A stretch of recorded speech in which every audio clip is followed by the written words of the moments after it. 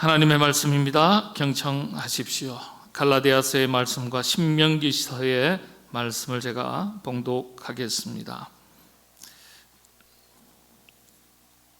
다른 복음은 없나니 다만 어떤 사람이 너희를 교란하여 그리스도의 복음을 변하게 하려 함이라. 그러나 우리나 혹은 하늘로부터 온 천사라도 우리가 너희에게 전한 복음 외에 다른 복음을 전하면 저주를 받을지어다. 우리가 전에 말하였거니와 내가 지금 다시 말하노니 만일 누구든지 너희가 받은 것 외에 다른 복음을 전하면 저주를 받을지어다. 아멘. 신명기서의 말씀입니다. 이스라엘아 들으라. 우리 하나님 여호와는 오직 유일한 하나님이시니 너는 마음을 다하고 뜻을 다하고 힘을 다하여 내 하나님 여호와를 사랑하라. 아멘.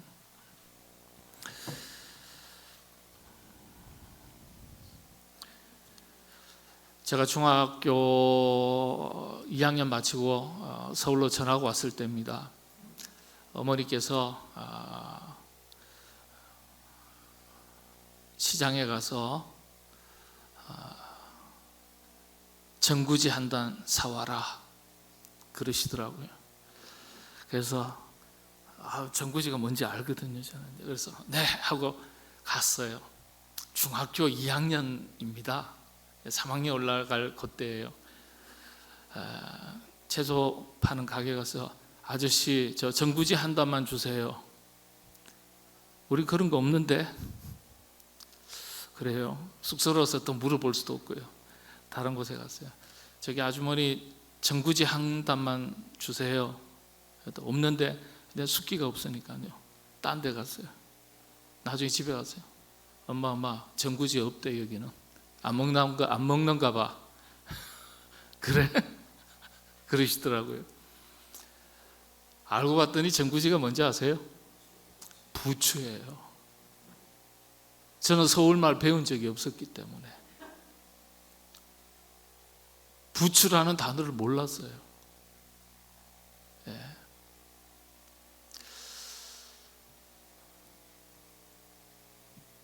시골에서 방학 때 있는데 삼촌이 그런 얘기예요.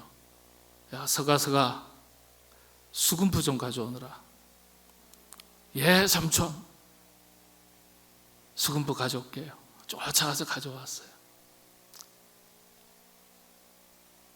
그래서 서울 와가지고도요,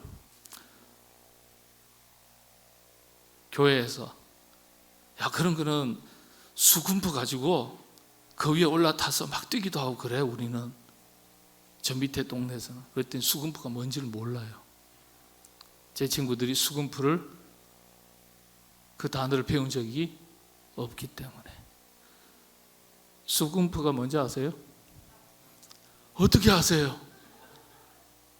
사비네. 예, 우리 권사님 아시네요. 하나 더 얘기 더 할까요? 이건 제가 겪은 얘기이고요. 이건 들은 얘기예요. 전쟁이 일어났는데 막 총탄이 막 비 오듯이 쏟아져요. 지휘관이 한마디를 쫙 외쳤어요. 그래야 살 수 있으니까. 뭐라고 외친 줄 아세요? 마카수구리. 병사들이요, 이게 뭔 소리인지, 소쿠리 달라는 건지. 그래 다 죽은 거예요. 못 알아들어서. 그렇죠. 마카수구리, 모두 숙여라, 이런 뜻이에요. 그래서 지휘관이 알고 그렇구나, 이제 배웠어요, 표준말을. 또 전투가 일어났는데 또 한마디 했는데 병사들이 다 죽어버렸어요. 아시죠? 유명한 얘기니까. 아까 맨키로, 아까 맨치로. 뭐죠? 일본말도 아니고 아까처럼, 좀 전에처럼. 여러분, 우리는 하늘에 속한 사람입니다. 하늘의 언어를 알아야 돼요. 똑같은 글이고 똑같은 말인 것 같아도 하나님의 사람은, 하늘에 속한 사람은 하나님의 말씀에 대한 이해가 정확해야 돼요. 그래야 영적 전투에서 생명을 유지하고 살아날 수 있고 힘을 가지고 승리할 수 있는 거예요.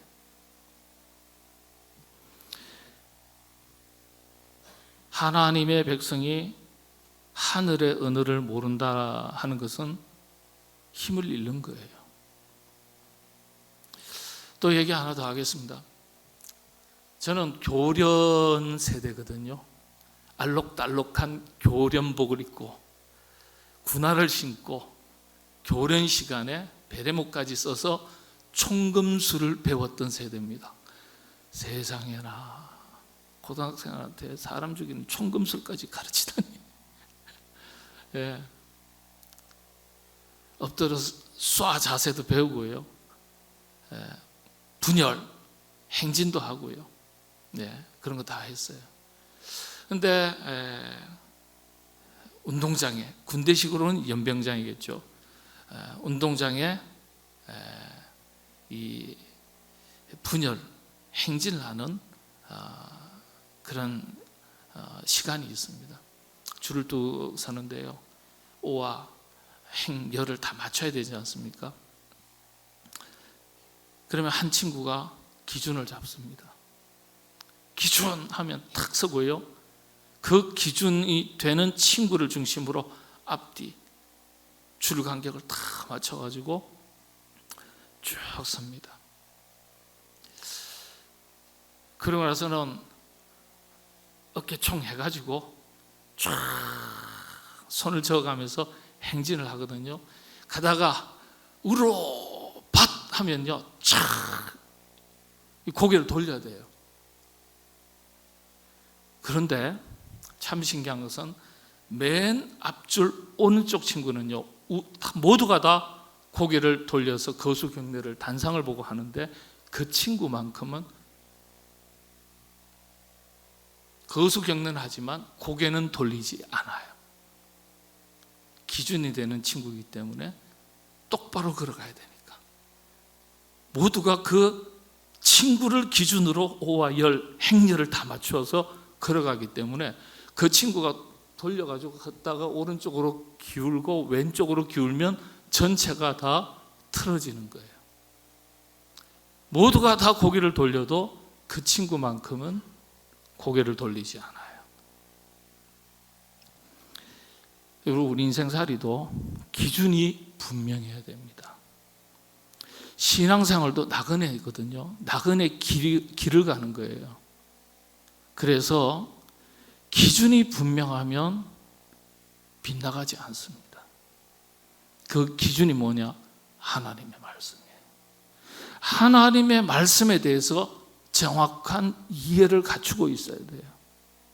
하나님의 백성이기 때문에 하늘의 언어인 하나님의 말씀을 잘 이해를 하는 것이 우리 신앙생활에 엇나가지 않고 빗나가지 않고 나그네로서 길을 제대로 갈 수 있는 것입니다.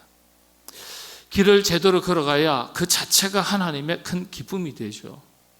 우리가 웨스트민스터 신앙고백 지난 시간에 우리 인간의 존재 이유가 뭐라고요? 하나님을 영화롭게 하기 위해서다. 하나님께 영광을 돌리기 위해서다. 하나님의 기쁨이 되기 위해서다. 그런 목적으로 우리가 지음을 받았다고 했습니다. 자, 그렇다면 어떻게 해야지 하나님을 기쁘시게 할 수 있겠냐? 하나님을 기쁘시게 해야 되겠는데 어떻게 해야지 하나님을 기쁘시게 할 수 있을까?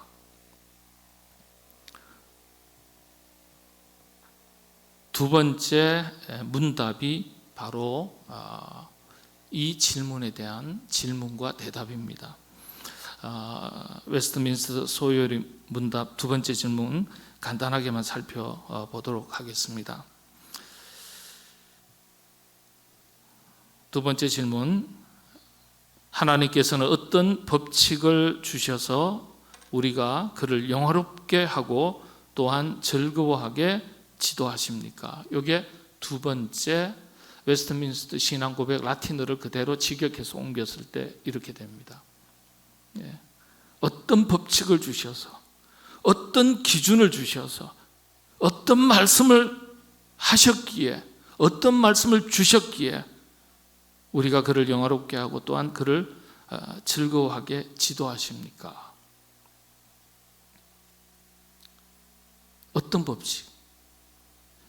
여기에 대한 대답이 정해져 있습니다.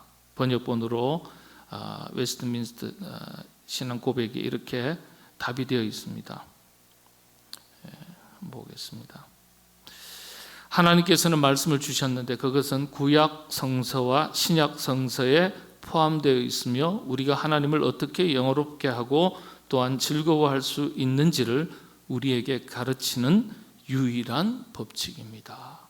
다시 말씀드려서 우리가 인간의 창조 목적, 존재 목적이 뭐예요? 하나님을 기쁘시게 하기 위해서 우리가 지음을 받았는데 어떻게 하면 기쁘시게 할 수 있을까? 라고 두 번째 질문을 했더니 답이 뭐라고요?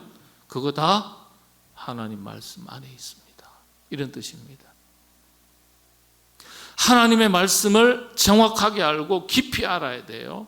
그래야 그 말씀을 따라서 살아야 하나님께서 기뻐하시기 때문에. 그리고 많은 기준이 있는 게 아니라 하나님께서 기뻐하시는 것에 대한 유일한 법칙, 제1된 법칙이 뭐냐 하면 그게 하나님 말씀이라는 거예요. 하나님을 기쁘시게 하는 첫 번째 조건이, 기준이 하나님 말씀을 알고 지켜 행하는 것이라는 거예요. 그러니까 하나님 말씀을 우리가 잘 알아야 되고 아는 대로 사는 거예요. 그러면 하나님께서 그것을 통해서 기뻐하신다, 영광 받으신다는 겁니다. 이게 이제 아주 쉬운 것 같지만은 깊이 들어가면 대단히 어렵기도 하고 그렇습니다. 한번 또 살펴보겠습니다. 간단하게요. 이 말씀 우리 함께 한 목소리 한번 읽어보겠습니다. 시작합니다. 이스라엘아 들으라. 우리 하나님 여호와는 오직 유일한 여호와이시니 너는 마음을 다하고 뜻을 다하고 힘을 다하고 내 하나님 여호와를 사랑하라.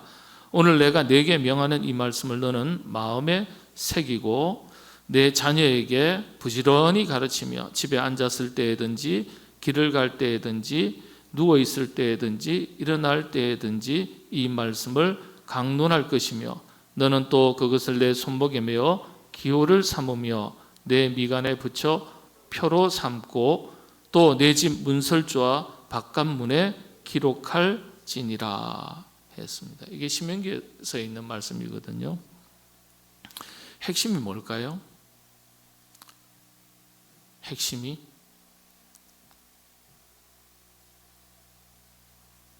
손목에도 미간에도 문설주에도 문 밖에도 다 기록해두라.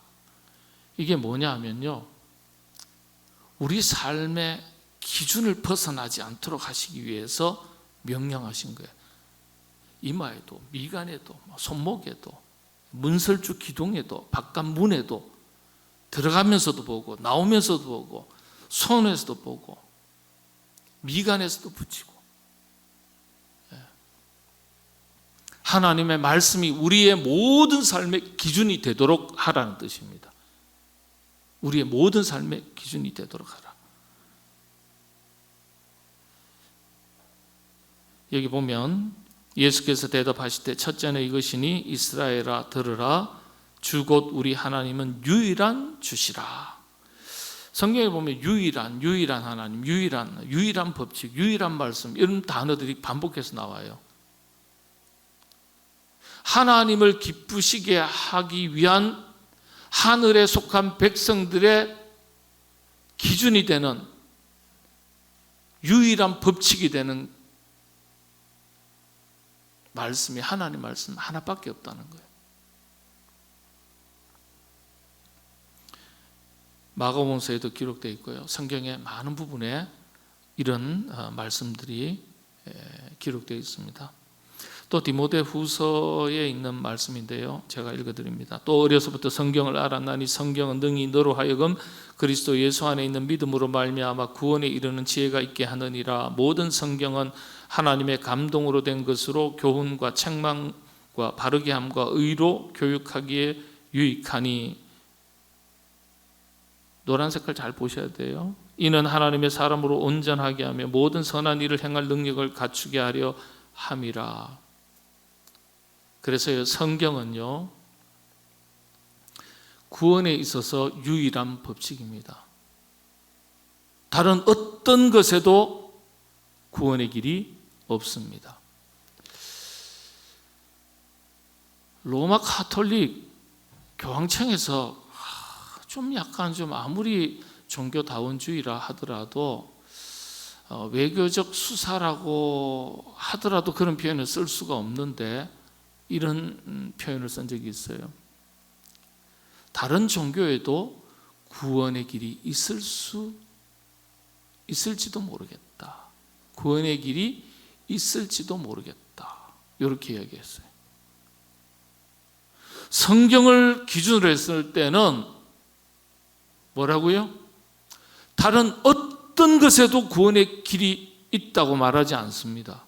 오직 구원에 이르는 유일한 길은 예수 그리스도 한 분만을 통해서. 그래서 구원의 유일한 법칙이 성경에 분명하게 기록되어 있어요.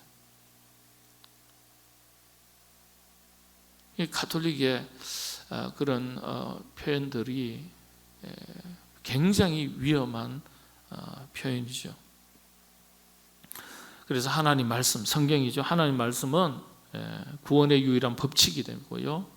주 예수 그리스도를 믿으라. 그리하면 너와 내 집이 구원을 얻으리라. 하나님께서 일러주신 말씀, 주님께서 일러주신 말씀이 우리의 구원의 유일한 기준입니다. 두 번째가 이 하나님 말씀은요, 하나님을 영화롭게 하는 유일한 법칙이에요. 그래서 여러분들 이렇게 하면 기뻐할까? 저렇게 하면 기뻐할까? 아니요. 어떻게 해야 돼요? 하나님 말씀대로 해야 하나님이 기뻐하시는 거예요. 그러니까 하나님 말씀을 아셔야 돼요. 그 다음에 이 하나님 말씀은요, 영적 질서를 바르게 세워주는 말씀이에요. 우리가 이 땅을 사는 동안에 영적인 질서가 잘 갖춰져야 됩니다. 왜 그러냐면 그런 영적인 질서가 있을 때 영적 성장과 성숙이 일어나요. 무질서한 데서 영적 성장과 성숙이 일어나지 않습니다. 보면은 신앙생활도요, 신앙생활에 질서가 딱 갖춰져 있는 분이 계세요. 근데 보면은요, 영적 질서가 좀 무질서한 분들이 계세요. 기대하기 어려워요. 세상살이에서는 성공할지 모르겠습니다. 그러나 영적으로는 힘이 없어요. 영적으로는 열매를 기대하기 어려워요. 하나님의 말씀이 참 중요하죠. 우리의 영적 성장과 성숙의 자양분이기 때문에. 여러분, 그래서 하나님의 말씀을 더 가까이 한다는 것은 대단히 중요합니다. 나의 우리가 하루아침에 눈 뜨니까 막 꽃이 피고 하루아침에 막 쑥쑥 자라고 그런 경우는 없잖아요. 이슬비에 옷 젖는다고 하나님의 말씀을 늘 가까이 하다 보면 어느 순간에 나의 영적 생계가 굉장히 깊어져 있고 영적으로 성장해 있고 성숙해져 가는 것입니다. 이 자체가 하나님의 기쁨이 되겠죠. 어린아이가 도무지 자라지를 않아요. 제가 지도했던 청년 커플이요, 20년 세월이 지나지만 종종 자주 전화 오거든요. 임원을 했던 친구들이요. 애가 중학생인데 키가 안 큰다는 거예요. 키가 안 큰. 그래가지고 병원 가서 주사를 맞는데 주사 한 번 맞는데 돈 100만 원씩 주고 맞고요. 그러고 나서는 한 달, 두 달 있다가 병원에 가서 키를 쟀는데 0.5cm 자랐대요. 얼마 전에 전화를 받았어요. 0.5cm 자라가지고 애가 병원에서부터 중2짜리인데 낙심을 해가지고 주저앉아가지고 펑펑 울더래요. 펑펑 울더래요. 그걸 보는 엄마 아빠는 막 가슴이 찢어지는 거예요. 이걸 어떻게 해야 되냐, 목사님. 너무 힘들어요. 저한테 그 이야기 하더라고요. 본인도 힘들지만은 성장하지 못하는, 고통스러워하는, 아니면 자의식이 없는 아이라 할지라도, 심각하게 느끼지 않는 아이라 할지라도 키가 너무 작아가지고 안 자라면요, 볼 때마다 부모가 억장이 무너진다고요. 그렇겠어요, 안 그렇겠어요? 우리 애가 쭉 자라서 저 김영수 목사님처럼 그저 180 넘기면 막 더도 말고 덜도 말고 막 180만 넘기면 소원이 없겠는데, 그건 둘째치고 170만 넘겼으면 좋겠는데 170은 무슨 170이에요. 안 되는 거예요. 친구중에서 맨 앞에 앉는다. 맨 앞에. 다른 친구는 쑥쑥 자라는데, 지하고 비슷한 친구들은 다 커버렸는데 여전히 안 크더라는 거예요. 병원에 갔더니 성장판이 거의 다 쳤다는 거예요. 성장판. 사진 찍으면 다 나온대요, 그게. 그러니까 너무 괴로워하는 거예요. 하나님께서 당신의 자녀들인 우리가 믿음 생활하고 예배 드리고 성경 읽고 뭐 한다고 하는데 영적 성장과 성숙이 이루어지지 않고 10년 전이나 지금이나 작년이나 올해나 똑같아. 과연 하나님께서 기뻐하실까요? 하나님의 기쁨이 될 수가 없습니다. 그래서 영적 성장과 성숙의 가장 기본적인 자양분이 하나님의 말씀인 거예요. 우리 삶의 기준이기도 하고요, 하나님을 기쁘시게 하는 유일한 법칙이기도 하고, 무엇보다도 구원의 유일한 법칙이기도 합니다. 성장과 성숙을 이루었을 때 일꾼이 되는 것 아니겠어요? 영국 속담에 망아지는 부려먹지 않는다. 성장하지도 않고 성숙해지도 않은 말 새끼, 망아지는 부려먹지 않는데요. 하나님의 사람으로 온전하게 하는 유일한 법칙, 이 온전한 성장과 성숙을 넘어서 하나님 앞에 쓰임받는 사람을 말하는 거예요. 하나님의 영광을 드러내기 위해서, 하나님의 영광을 위해서, 하나님의 나라를 위해서 쓰임받는 일꾼이 되는 것, 이게 하나님의 사람으로 온전한 사람이에요. 여러분, 우리가 신앙생활 하는 것에 머물러 있으면 안 돼요. 하나님 앞에 쓰임받는 것을 기쁘게 생각해야 돼요. 여러분, 피택되신 분들 이제 6월 1일 이번 주 돌아오는 주일부터 첫 모임은 이제 갔는데요, 숙제가 잔뜩 나갈 거예요. 주일 예배 참석에다가 수요 기도에 참석, 새벽 기도 몇 번 이상, 성경 1도, 숙제 낼 거예요. 왜 그럴까요? 개인적인 신앙생활을 알아서 하면 되지만은 신앙생활이 개인의 차원에서 머물러 있기를 바라시는 게 하나님의 뜻이 아니라는 거예요. 하나님은 우리를 다 당신의 자녀로, 백성으로 택해 주셨지만은 그 자리에 머물러 있는 게 아니에요. 제자로도 불러주셨거든요. 제자로 불러주셨다는 것은 하나님의 나라를 위한 일꾼으로서 훈련받는 사람으로서 우리를 불러주셨고, 그 훈련의 과정을 거쳐서 우리가 하나님 나라의 일꾼 되기를 원하시는 거예요. 충성스러운 일꾼 되기를 원하시는 거예요. 그래야 하나님께서 기뻐하시는 거예요. 하나님의 사람으로 온전하게 하는 유일한 법칙, 하나님의 말씀입니다. 그렇습니다. 여러분들, 소요의 문답 다시 한번 보시죠. 하나님께서 어떤 법칙을 주셔서 우리가 그를 영화롭게 하고 또한 즐거워하게 지도하십니까? 뭐죠? 네? 어떻게 해야 된다고요? 대답하셔야 되는데. 대답 한번 읽어보시죠. 하나님께서는 말씀을 주셨는데 영화롭게 하는 방법으로서 우리에게 구약성서, 신약성서를 주셨는데 여기에 포함되어 있다. 우리가 하나님을 어떻게 영화롭게 하고 또한 즐거워할 수 있는지를 우리에게 가르쳐 주신 유일한 법칙이다. 성경입니다. 예. 여러분들 하나님을 어떻게 하면 기쁘시게 할 수 있을까요? 성경에 다 녹아나 있습니다. 하나님 말씀 늘 가까이 하시게 되기를 바랍니다. 하나님 말씀에 대해서 알아가려는 거룩한 욕심을 가지시게 되기를 바랍니다. 그런 가운데 여러분의 영적 세계에 아름다운 성장과 성숙이 있고 신실한 충성스러운 일꾼이 되셔서 하나님의 큰 기쁨 되는 여러분 다 되시기를 바랍니다.